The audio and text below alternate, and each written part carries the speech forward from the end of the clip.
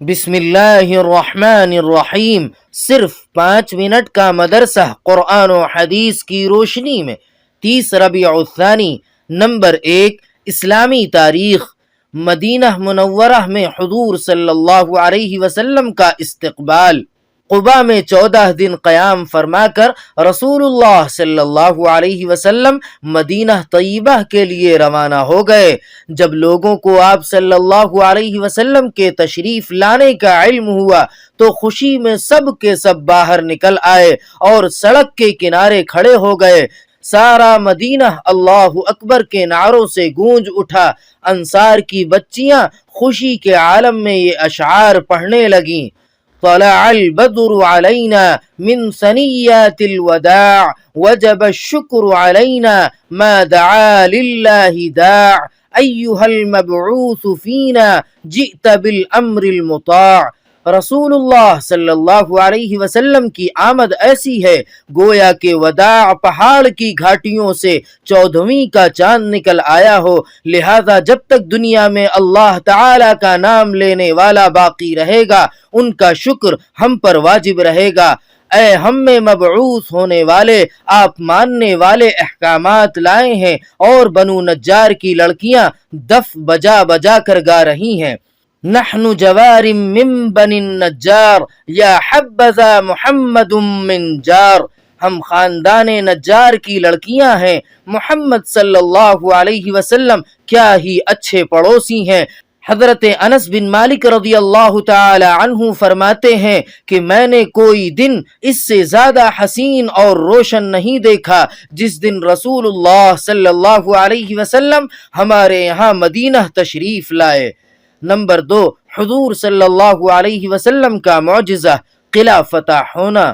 جنگ خیبر کے دن چند آدمی رسول اللہ صلی اللہ علیہ وسلم کے پاس آ کر بھوک کی شکایت کرنے لگے اور رسول اللہ صلی اللہ علیہ وسلم سے سوال کرنے لگے، لیکن حضور صلی اللہ علیہ وسلم کے پاس کوئی چیز نہ تھی، تو رسول اللہ صلی اللہ علیہ وسلم نے اللہ تعالی سے دعا کی: یا اللہ، تو ان کی حالت سے واقف ہے، ان کے پاس کھانے کے لیے کچھ بھی نہیں اور نہ ہی میرے پاس ہے کہ میں ان کو دے دوں۔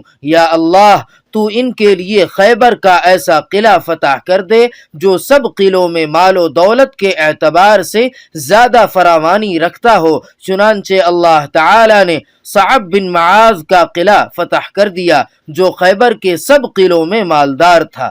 نمبر 3، ایک فرض کے بارے میں، والدین کے ساتھ اچھا سلوک کرنا۔ قرآن پاک میں اللہ تعالی فرماتا ہے: تمہارے رب نے فیصلہ کر دیا ہے کہ اللہ کے علاوہ کسی اور کی عبادت نہ کرو اور والدین کے ساتھ احسان کا معاملہ کرو۔ خلاصہ، ماں باپ کی خدمت کرنا اور ان کے ساتھ اچھا برتاؤ کرنا فرض ہے۔ نمبر 4، ایک سنت کے بارے میں، نظر بد سے بچنے کی دعا۔ رسول اللہ صلی اللہ علیہ وسلم کو نمبر 4، ایک سنت کے بارے میں، نظر بد سے بچنے کی دعا۔ رسول اللہ صلی اللہ علیہ وسلم کو اگر نظر لگنے کا ڈر ہوتا تو آپ صلی اللہ علیہ وسلم یہ دعا پڑھتے: اللہم بارک فیہ ولا تضرہ۔ ترجمہ: اے اللہ، اس میں برکت عطا فرما اور ضرر سے بچا۔ نمبر 5، ایک اہم عمل کی فضیلت، اہل خانہ پر خرچ کرنا۔ رسول اللہ صلی اللہ علیہ وسلم نے فرمایا: جب آدمی اپنے اہل خانہ پر ثواب کی نیت سے خرچ کرتا ہے تو یہ خرچ کرنا اس کے حق میں صدقہ ہے۔ نمبر 6، ایک گناہ کے بارے میں، قرآن پاک کا مذاق اڑانا۔ قرآن پاک میں اللہ تعالی فرماتا ہے: جب انسان کے سامنے ہماری آیتیں پڑھی جاتی ہیں تو کہتا ہے کہ یہ پہلے لوگوں کے قصے کہانیاں ہیں، ہرگز نہیں، بلکہ ان کے برے کاموں کے سبب ان کے دلوں پر زنگ لگ گیا ہے۔ نمبر 7، دنیا کے بارے میں، مال کی محبت خدا کی ناشکری کا سبب ہے۔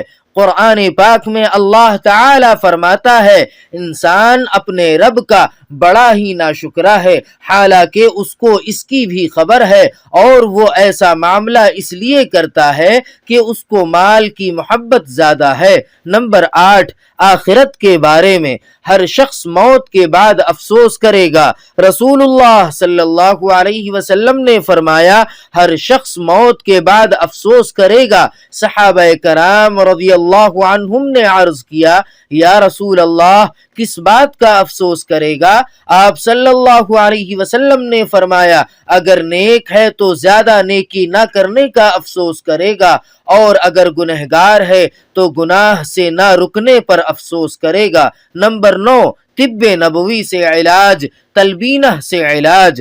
حضرت عائشہ رضی اللہ تعالی عنہا بیمار کے لیے تلبینہ تیار کرنے کا حکم دیتی تھیں اور فرماتی تھیں کہ میں نے حضور صلی اللہ علیہ وسلم کو فرماتے ہوئے سنا کہ تلبینہ بیمار کے دل کو سکون پہنچاتا ہے اور رنج و غم کو دور کرتا ہے۔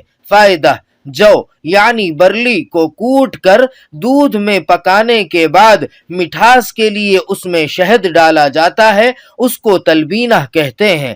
نمبر 10، نبی صلی اللہ علیہ وسلم کی نصیحت۔ رسول اللہ صلی اللہ علیہ وسلم نے فرمایا، تم عورتوں سے صرف ان کے حسن و جمال کی وجہ سے شادی نہ کرو، کیونکہ حسن و جمال ختم ہونے والا ہے، اور نہ ان کی مالداری کی وجہ سے شادی کرو، ممکن ہے یہ مالداری ان کو نافرمانی میں مبتلا کر دے، البتہ ان سے دینداری کی بنیاد پر شادی کرو۔ سبحان ربک رب العزت عما یصفون وسلام علی المرسلین والحمد للہ رب العالمین۔